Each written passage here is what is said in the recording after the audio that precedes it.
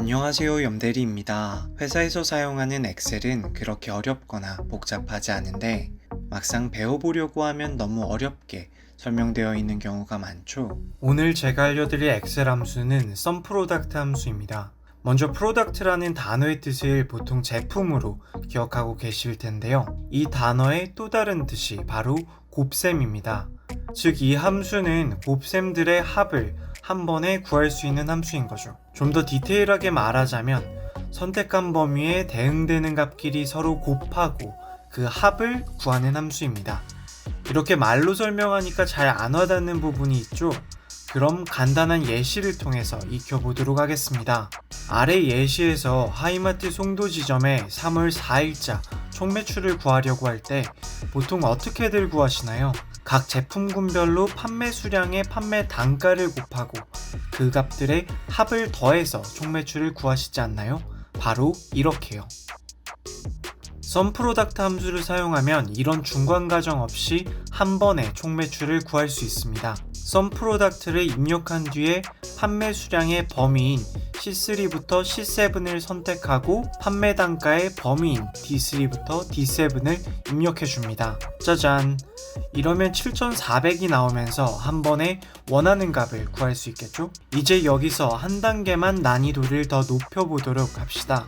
이번엔 조건을 걸어서 세탁기의 총 매출만 구해보도록 할게요. 대신 조건을 거는 방식이 조금 독특하니까 집중해서 봐주셔야 해요. 방금 전에 했던 것처럼 썸프로덕트 함수를 썸프로덕트 C3부터 C7, D3부터 D7 입력한 뒤 제품군의 범위인 A3부터 A7이 세탁기라는 조건을 입력하여 판매 수량의 범위 C3부터 C7 앞에 곱셈을 해주세요. 이렇게 함수를 설정하면 제품군이 세탁기인 총 매출만 구해졌죠? 왜 조건을 설정할 때 곱셈으로 설정할까요?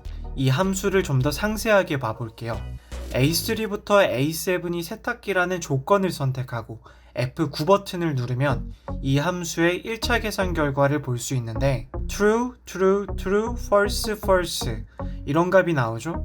엑셀에서 true는 숫자 1을 의미하고 false는 숫자 0을 의미해요. 그래서 A3부터 A7이 세탁기 그리고 곱하기 C3부터 C7이 제품군이 세탁기가 아닌 판매 수량은 0이 되어서 3, 2, 4, 00과 같은 배열이 되는 거죠. 한번 F9 버튼을 눌러서 직접 확인해 볼까요?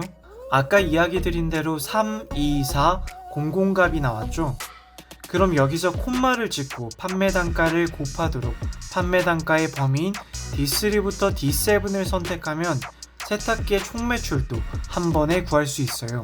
여기서 정말 많이 하는 실수가 썸프로덕트 함수를 입력하고 A3부터 A7이 세탁기, C3부터 C7, D3부터 D7 이렇게 함수를 작성하시는 거예요.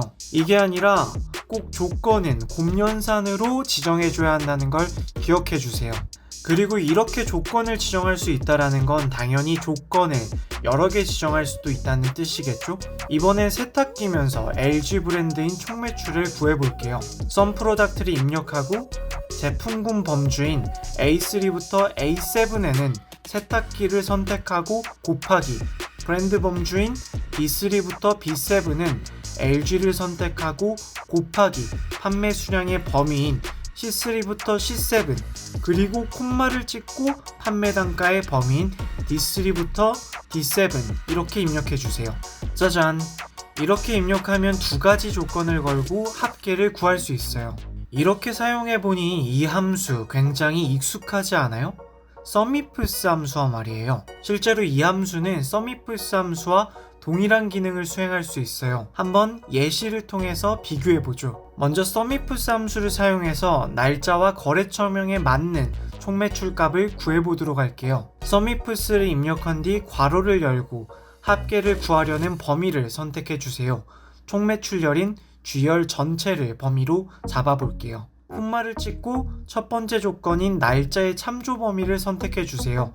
날짜열인 A열 전체를 범위로 선택할게요. 콤마를 찍은 뒤 첫 번째 조건값으로 2019년 1월이 있는 J2 값을 입력할게요. 다음으론 두 번째 조건인 거래처명의 참조 범위를 선택해 주세요. 거래처명인 열인, 시열 전체를 범위로 설정할게요. 이번에도 콤마를 찍은 뒤 두 번째 조건 값인 하이마트가 적혀있는 K2 값으로 입력해 보겠습니다.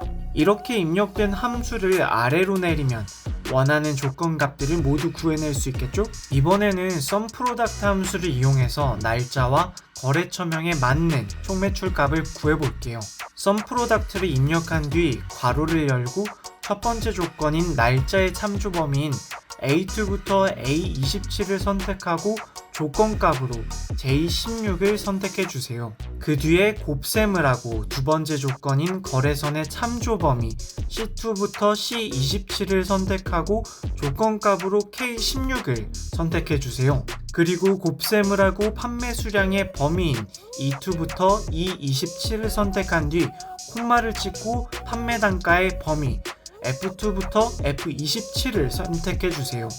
이렇게 입력한 함수가 범위가 바뀌지 않도록 범위에 해당하는 부분들에만 절대 참조를 걸어주고 아래로 내리면 원하는 값들을 구해낼 수 있어요. 그럼 이런 두 함수의 사용처는 어떻게 다른 걸까요? 결론부터 말하자면 행들을 계속 추가하게 되는 raw 데이터에는 sumifs 함수를 사용하고 행들이 고정되어 있는 이미 정해진 포맷이 있는 요약 페이지에 함수를 적용할 때는 썸프로덕트 함수를 사용합니다. 그 이유는 썸프로덕트 함수는 계산할 범위를 꼭 설정해 줘야 해요. 예를 들어 화면의 예시에서는 썸프로덕트 함수를 사용하려면 열 전체를 선택할 수 없고 어디서부터 어디까지라는 범위를 선택해 줘야 하는 거죠. 근데 매달마다 행이 추가되는 raw 데이터의 이 함수를 사용하게 된다면 행이 추가될 때마다 함수를 변경해야 되니까 괜히 번거롭겠죠? sumifs 함수는 함수를 변경할 필요 없이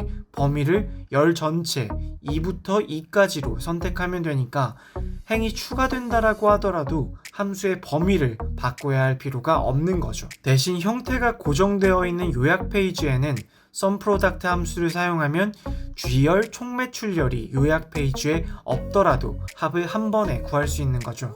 sumifs 함수에 비해 열을 한 칸 덜 쓰고도 동일한 효과를 낼 수 있고, 이는 즉 데이터를 더 심플하게, 화면을 더 깔끔하게, 엑셀을 더 가볍게 만들 수 있는 효과가 있습니다. 그러면 여기서 질문이 나올 수밖에 없겠죠? 썸프로덕트에서도 2에서 2까지처럼 열 전체를 범위로 선택하면 되지 않냐 라고 하실 텐데 2에서 2까지 열 전체를 선택하게 되면 에러가 발생합니다. 왜냐고요? 썸프로덕트는 선택한 범위에 대응되는 값 길이의 곱을 해서 더해주는 함수인데 E1 곱하기 F1은 값이 아니라 판매 수량, 판매 단가라는 단어인데 이 둘의 곱이 숫자로 나올 수 없기 때문에 에러 값이 나오는 거죠. 그렇다고 함수의 범위를 E2부터 E1048576처럼 엑셀의 마지막 셀까지 선택하게 되면 아주 굉장히 무겁고 느려진 함수를 경험하게 되실 겁니다. 지금까지 썸프로덕트 함수에 대해서 알아보았는데요. 감을 어느 정도 잡으셨나요? 혹시 영상을 보시면서 궁금한 점이 생기셨다면 댓글이나 메일로 질문 올려주세요. 바로 답변 드리도록 할게요. 오늘 하루도 정말 수고 많으셨습니다. 그럼 안녕.